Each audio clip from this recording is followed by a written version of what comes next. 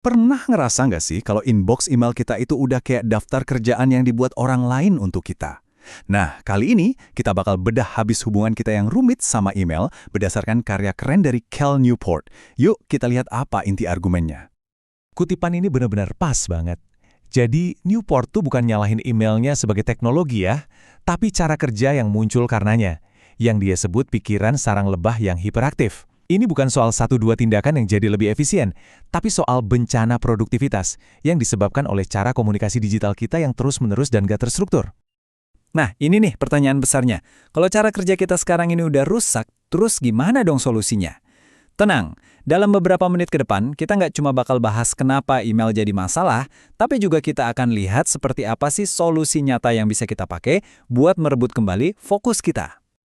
Oke, yuk kita bedah masalahnya lebih dalam lagi. Di bagian pertama ini kita bakal ngomongin tirani inbox, dan kita bakal kenalan sama satu konsep kunci dari Newport yang namanya pikiran sarang lebah yang hiperaktif. Jadi, apa sih pikiran sarang lebah yang hiperaktif ini? Gampangnya bayangin aja alur kerja kita itu kayak obrolan grup yang nggak pernah berhenti. Pertanyaan, update, permintaan, semuanya datang terus-terusan lewat email atau Slack tanpa jadwal. Jadinya, kita dipaksa buat ngecek terus, balas terus, pokoknya on terus. Poin pentingnya, ini tuh bukan cara kerja yang sengaja kita pilih loh, tapi lebih kayak kebiasaan jelek yang ya kita semua kejebak di dalamnya tanpa sadar. Sekarang kita lihat dari sisi sainsnya. Ini bukan cuma soal perasaan sibuk aja loh. Cara kerja kayak gini punya dampak negatif yang beneran bisa diukur ke kemampuan kognitif kita. Inilah yang terjadi sama otak kita pas lagi kebanjiran email. Kunci buat ngerti masalah ini tuh ada di konsep yang namanya context switching atau peralihan konteks. Tiap kali kamu pindah dari ngerjain laporan ke ngecek email yang baru masuk, otak kamu tuh nggak bisa langsung ganti fokus 100%. Kayak lagi asik baca buku, tiba-tiba ada yang manggil. Buat bisa fokus lagi ke buku kan butuh waktu, ya kan? Nah, sisa-sisa gangguan itulah yang disebut ilmuwan sebagai residu perhatian, yang bikin performa kita di kerjaan berikutnya jadi turun drastis. Ada peneliti namanya Sophie Leroy, dia ngebuktiin ini dengan eksperimen yang cerdas banget. Jadi, ada orang-orang yang disuruh ngerjain teka-teki kata yang susah. Sebagian dari mereka diganggu sebelum selesai. Hasilnya, kelompok yang diganggu tadi performanya jauh lebih jelek di tugas berikutnya. Residu perhatian dari teka-teki yang belum kelar itu ngeganggu kemampuan mereka buat fokus penuh. Dan ya, itulah yang terjadi sama kita setiap kali kita mikir, cek email bentar doang. Kutipan dari Dr. Leroy ini ngejelasin semuanya dengan sempurna. Otak kita itu nggak pernah didesain buat multitasking secara paralel. Kita berevolusi buat fokus ke satu hal dalam satu waktu. Cara kerja kita yang sekarang ini, pada dasarnya itu kayak ngelawan setelan pabrik otak kita sendiri. Oke, jadi pikiran sarang lebah ini jelek buat produktivitas, kita udah setuju. Tapi, pernah nggak sih ngerasa cemas gara-gara email yang isinya nggak jelas? Ternyata, ruginya tuh bukan cuma soal fokus. Ada juga harga mahal yang harus kita bayar secara emosional dan psikologis. Yuk kita cari tahu kenapa pesan digital sering banget gagal. Buat ngegambarin ini, coba kita lihat eksperimen klasik dari Stanford oleh Elizabeth Newton. Sederhana banget, satu orang ngetuk-ngetuk irama lagu terkenal, misalnya Selamat Ulang Tahun, di meja. Orang lain tugasnya nebak lagu itu. Nah, si pengetuk ini pede banget, mereka ngira pendengarnya bakal bisa nebak bener sekitar 50%. Nah, di sini nih letak masalahnya. Waktu si pengetuk ngetuk-ngetuk, di kepala mereka tuh kedengaran lagunya lengkap. Ada musiknya, ada liriknya, pokoknya komplit. Tapi yang didengar sama pendengar apa? Cuma ketukan acak yang bikin bingung. Psikolog menyebut ini egosentrisme. Kita tuh nggak sadar kalau orang lain nggak punya konteks yang sama kayak kita. Dan ini terjadi setiap hari waktu kita kirim email pendek dan ngarap si penerima ngerti 100% maksud kita. Jadi berapa persen sih yang beneran bisa nebak? Bukan 50%. Angka sebenarnya kurang dari 3%. 3%! Ini nunjukin betapa parahnya kita dalam nyampain konteks lewat komunikasi yang terbatas kayak teks.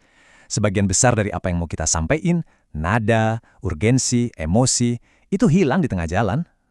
Jadi, intinya, pikiran sarang lebah ini bikin kita sengsara lewat 3 cara utama. Pertama, kecemasan psikologis. Otak kita kan emang dirancang buat nyari koneksi, jadi pas kita ngabaikan pesan, walaupun buat fokus, itu beneran bikin stres. Kedua, kegagalan komunikasi. Ya kayak tadi, egosentrisme bikin email jadi ladang miskomunikasi. Dan ketiga, overload. Kalau ngirim pesan itu gampang banget dan gratis, ya jangan heran kalau permintaan yang masuk jadi nggak terkendali. Oke, cukup ngomongin masalahnya. Sekarang kita cari solusinya. Dan ini bukan soal tips and trick buat ngatur inbox ya. Ini soal mendesain ulang cara kerja kita dari nol. Dan kita bakal belajar dari tempat yang mungkin nggak kita duga, jalur perakitan pabrik. Coba deh lihat timeline ini. Di sisi manufaktur, kita lihat ada revolusi terus-menerus. Dari cara kerja manual yang lambat, ke jalur perakitan Henry Ford, sampai sekarang otomatisasi canggih. Nah, sekarang lihat sisi knowledge work atau kerja pengetahuan. Apa yang terjadi? Kita dapat email di tahun 90-an, dan ya gitu deh, dari dulu sampai sekarang, isinya cuma nambahin email lagi dan lagi. Kita kayak macet di situ. Revolusinya Henry Ford itu bukan karena dia punya duit lebih banyak. Bukan. Revolusinya itu soal nemuin cara yang lebih baik buat memakai sumber daya yang dia punya. Nah, itulah yang dibutuhin kerja pengetahuan sekarang. Kita nggak butuh aplikasi baru lagi, kita butuh proses yang lebih pinter. Kita butuh momen jalur perakitan kita sendiri.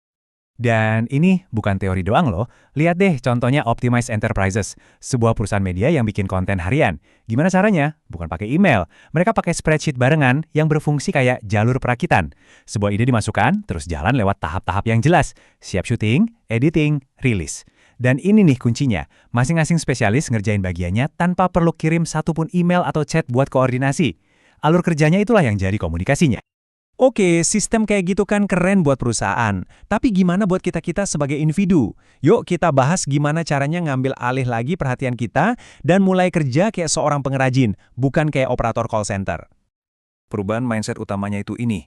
Kita harus balik skripnya. Jadi jangan biarin proyek dan email yang ngatur hari kita dengan notifikasi tanpa henti. Tapi sebaliknya, kita yang nentuin kapan kita mau komunikasi soal suatu proyek. Misalnya, daripada balas-balasan email, mending kita jadwalin aja satu sesi review 30 menit setiap hari. Kita yang pegang kendali arusnya, bukan sebaliknya. Bedanya jelas banget kan?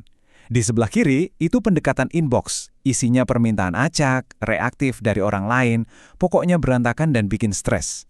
Di sebelah kanan, kita pindah ke pendekatan papan tugas atau taskboard. Alur kerja yang teratur, metodis, dan sepenuhnya kita yang kontrol. Ini soal memindahkan kerjaan dari kekacauan ke keteraturan. Dan yang paling penting, ini nggak cuma buat tim loh. Siapapun bisa bikin papan tugas pribadi, mau pakai Trello, Asana, atau bahkan buku catatan biasa.